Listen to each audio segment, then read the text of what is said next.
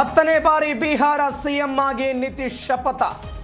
ದೇವರ ಹೆಸರಿನಲ್ಲಿ ನಿತೀಶ್ ಪ್ರಮಾಣ ವಚನ, ಪಟ್ಟಾಭಿಷೇಕಕ್ಕೆ ನಮೋ ಟೀಮ್ ಉಪಸ್ಥಿತಿ.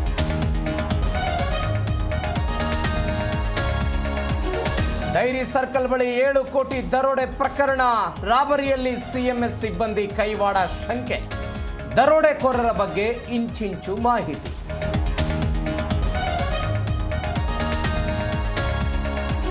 ಪಿಎಸ್ಐ ನೇಮಕಾತಿ ಪರೀಕ್ಷೆಯಲ್ಲಿ ಅಕ್ರಮ ಪ್ರಕರಣ. King pin RD. ಪಾಟೀಲ್ಗೆ ಮಧ್ಯಂತರ ಜಾಮೀನು, ಸುಪ್ರೀಂನಿಂದ ಷರತ್ತುಬದ್ಧ ಬೇಲ್.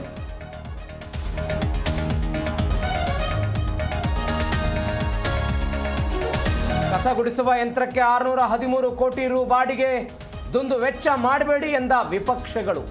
ಸರ್ಕಾರದ ವಿರುದ್ಧ ಜಾಲತಾಣಗಳಲ್ಲಿ ಟೀಕೆ.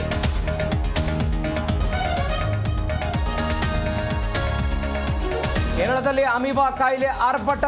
ಕರ್ನಾಟಕ ಗಡಿಯಲ್ಲಿ ಆರೋಗ್ಯ ಇಲಾಖೆ ಕಟ್ಟೆಚ್ಚರ. ಮಾಲಾಧಾರಿಗಳಿಗೆ ಆರೋಗ್ಯ ಇಲಾಖೆಯಿಂದ ಜಾಗೃತಿ.